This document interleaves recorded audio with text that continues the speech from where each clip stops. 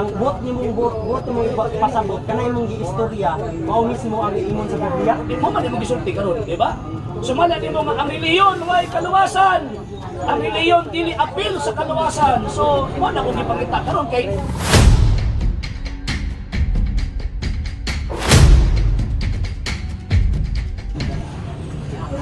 pwede ba ko may bawaan mo ang may mga pangalan? Juan, hunglong ako nga. Unsa ang reliyon mo? Baptis akong ginasudlan. Mo nang gingon mo kadungin nga di makaluwas. Diingon ko nga di makaluwas ako. Hindi na ba nga way pulos ang reliyon?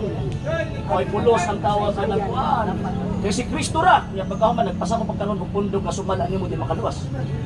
Bantog ko na din ha, kay wala ko'y nakita nga nagsupak sila sa Biblia. Kung makita na ko nga musupak sila, muhawar ko. Ano na pasak sa wala ko'y problema ko si purpose nimo. Pasak ko ba katong imong tindugan ba nga ako? Si Kristo lang ang makaluwas. Kunya pagkahuman wala reliyon. Pasak ko pa diha. Sa pundok nga di makaluwas, biyain na oy. Ubiya lagi ko kung naa sila isupakon sa Biblia. Kaya nakasulat sa Galatians nga kung naay bisag kami o anghel nga mo wali o sukuhi sa Biblia pagasumpaon. So dili gyud ko mosunod anang mga mukontra sa Biblia. Unsa man pong sita sa Biblia kapitulo bersikulo nga ang reliyon wala kalabutan sa kaluwasan. Mo lagi tong gingon ako tong Roma 19. May mabasa letra por letra. Oh, Si pagpalod ko nga wala reliyon na. Di na to dungagan na nakasulat. Kaya kung dungagan ito nakasulat, dungagan yung hampak. Ginoo.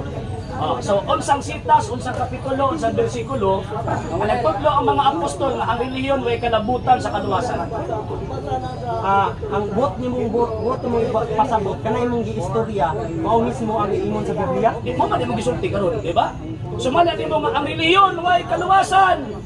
Ang reliyon dili apil sa kaluwasan. So, mo na ko gipakita karon kay imposible gikuto na gani mong Galacia 1:8 si bisan kinsa nga magtudlo magwali og ebanghelyo nga lahi sa ilang giwali ipatunglo. So basahon mo karon sa Biblia kapitulo bersikulo katong imong ganina nga ang reliyon way kalabutan sa kaluwasan.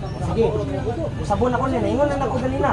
Kaning Roma 10 bibiro gyud ko magkuan. Kumulitok lagi kuno ka sa imong baka nga si Kristo Jesus ang Ginoo. Ug mutuo lang kasi imong kasing-kasing nga ang Ginoo iyahang gibanhaw si Jesus, maluwas ka. Wala man giingon din nga kinahanglan na kay buhaton, kinahanglan na kay apilan nga relihiyon. Kay giingon lang man diri, tukon lang nimo sa imong babaw, muto ka Jesus, luwas ka na daw. Sumpay daw sa 14 o 15. Makibasa daw ko. Kay murag, kay murag wa nimo masabtin ang 19 ba? Sumpay daw sa 14 o 15. Asa nimo makuha ang pulong sa Dios aron motuo ang Kristo? Paliw ko pakibasa. Roma 10. Jis ka na, 14-15. Sumpay lang. Isumpay, kay 9 naman yung gibasa. Wala mo tawag anang gipadayon, basa ang 14-15. 14 o 15. Paano nga silang magsisitawag doon sa hindi na sinasampalatayanan? At paano silang magsisimpalataya sa kaniya na hindi nila napakinggan? At paano silang mga kikinig na walang tagapangaral? Ito tanong, sinong tagapangaral ang sinasang-ayunan mo at sinasampalatayanan mo nagturo sa iyo na yung relihiyon hindi siya, walang koneksyon siya sa kaligtasan? Anong talata na naman yan? Sige. Anong talata na nagpapatunay na hindi? Ha? Ang Romans chapter 10 verse 9 manggod, imo ang gihinuga nga mutuo lang ka, pero ang sumpay kinahanglan dawaton nimo ang Kristo. Pinaagi sa pagtuo ni abtong mga magwawali na ipadala. Karon, kanang imong baptist ni imo ang tawag ng mga pastor, kinsa pinagpadala po nila nga mutakdo ito sa mga apostol. Kaya para tuuhan nato nga tama ang imong interpretation sa Roma 19 o aron dili ka maigo sa Galacia 1:8 nga tinunglo.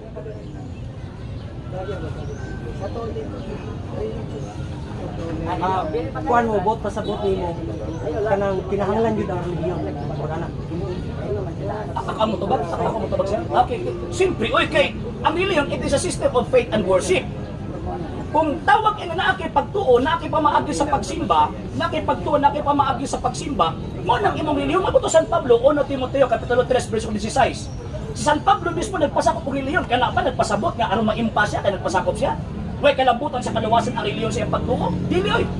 Ang mga apostoles, ang tawag inang ang mga event, ang mga propeta kung ato nagpasakop sila relihiyon. Nga naman kay naay koneksyon sa kaluwasan. Kay pinaagi ni anang maong relihiyon gitudlo sa Dios. Efeso kapitulo 3 versículo 10 ang iyang kaalam diya sa nagkalain-laing paagi. So kung naay magtudlo nga walay kalabutan ang relihiyon, so nagpasabot. At kamutong naigo nga giingon ni San Pablo nga matinunglo nimo ang mga tawhanan kay nagwalit butang nga wala na mo gitudlo. Anin siya. Ang ako lamang kung gusto na kong ipasabot nga ang atoa lang kanang unsa ba nga dili ta mo salig sa tawo. Murag ana lang akong pasabot. Dili mo salig ta sa tawo kay So, tao manggod. So Dili ka salig. dito lang sa tawag na sa tao ka, dili gyud ko sa relihiyon. Murag ana. So mali na gipangtudlo sa mga baptist nga sumala sa imong gipasakupan nga ang relihiyon dili makaluwas kay balik mo to tao ang imong uno na tao raman to. Tama. Abot pasabot agingon nimo itudluan ko nga Okay, simple asa mga nakatun na siya simbahan sa baptist, di ba? Oh. Instead of mututo sa Biblia, dito may hinuog ka sa mga tao niya. Ikaw po nag-imong ganina nga di ko musalig sa tao. Nga karon nisalig ka sa ilang pagtuo. sa Biblia man ko nakabasa. O mo na akong ipangita karon unsang sita sa Biblia kapitulong bersikulo nga niingon ang mga apostol nga ang relihiyon ay kalabutan sa kaluwasan. Wala akong mabasa. O, kinsa man nagtudlo nimo nga ang relihiyon ay kalabutan sa kaluwasan kay wa man kay mabasa sa Biblia. Ito ba? Nituo lang ko nga si Jesus lang ang makaluwas. Mo lang nakakuha. Ani wala ko problema nga si Jesus lang ang tawag nga makaluwas kay pagtuo ng mga Katoliko. Ang akong pangutan nakatong giingon nimo ba nga wala relihiyon kuan kay si Kristo lang. Oo, may problema si Kristo lang pero mo yung nga sumala sa Biblia. Ang kining iglesia ang gitukod ni Kristo si Kristo dili man nagulang.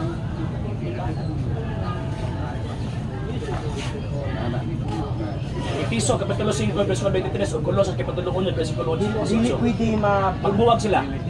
si Jesus dili sapat. Dili.